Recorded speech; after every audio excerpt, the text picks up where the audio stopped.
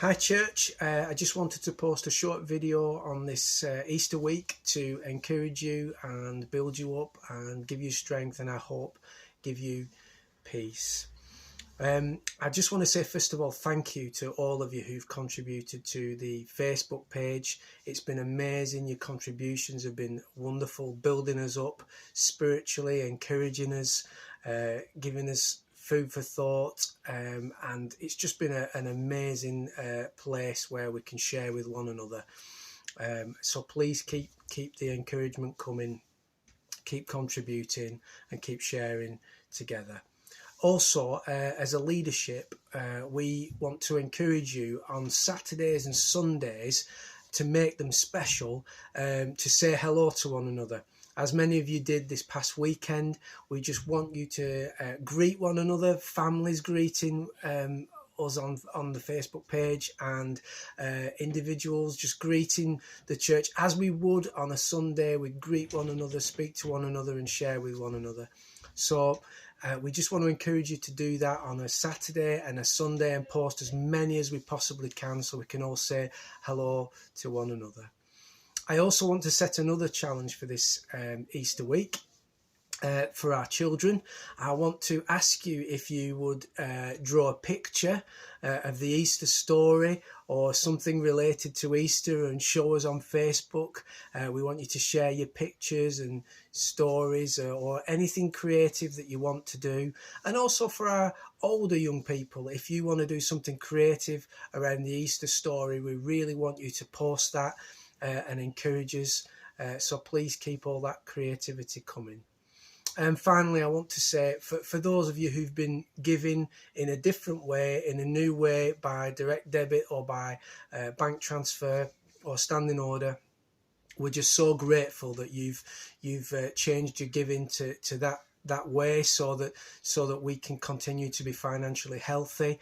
And for those of you that haven't yet done so but would like to do so or able to do so, but need some details, please contact us, the leadership, to let us know, and we will give you the information, send you an email, and just help you set all that up if you want to give that way. And we really appreciate the fact that many of you are doing that, and some of you may want to start doing that, because that will keep us financially healthy in the coming weeks. So thank you all again for your wonderful generosity. I just want to share a few thoughts from Scripture with you about the disciples on the road to Emmaus in Luke 24. You know, after Jesus' death, they were brokenhearted. These disciples felt that everything that they'd believed in, hoped in, and dreamt of had fallen apart. That all they'd invested their life in had just come to nothing. And Jesus, whom they'd put their hope in, seemed to be it all seemed to be lost. Everything that they believed and trusted that he would be didn't seem to come to fruition for them, and they couldn't understand, and they were lost, and they were bereft, and they felt just completely abandoned. They must have done in their hearts and their minds, that they didn't know what to do next. And at that moment, it says Jesus turns up, and he asks them a question. He says, what are you talking about? What are you discussing? And they say, well, haven't you heard what happened to Jesus of Nazareth and all that's gone on? And Jesus listens to this, and then he says, let me tell you from the Scriptures everything that is taught and written about the Messiah.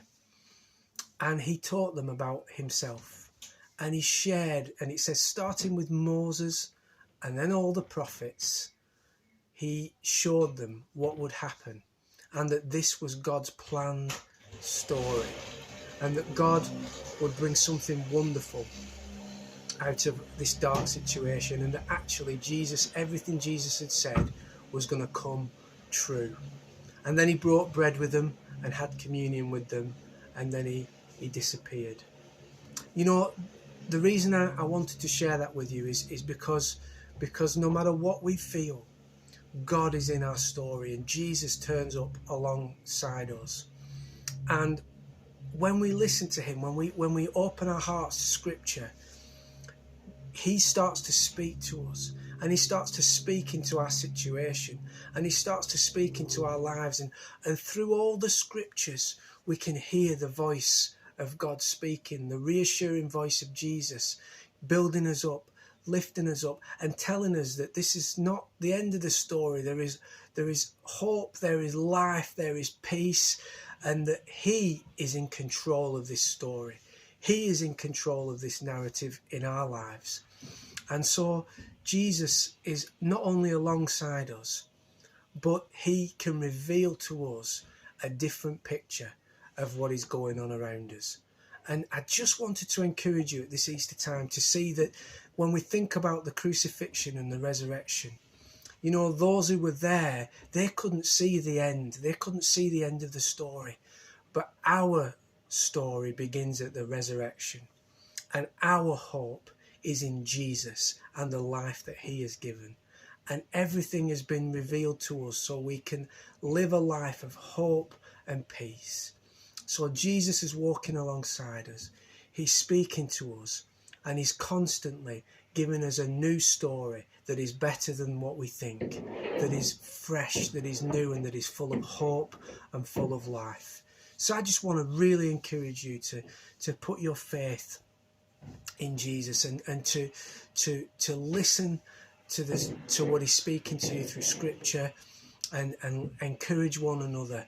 And let's just keep opening our hearts and minds to what God is saying to us, and he will bring life and light in the darkest and most difficult times. Amen.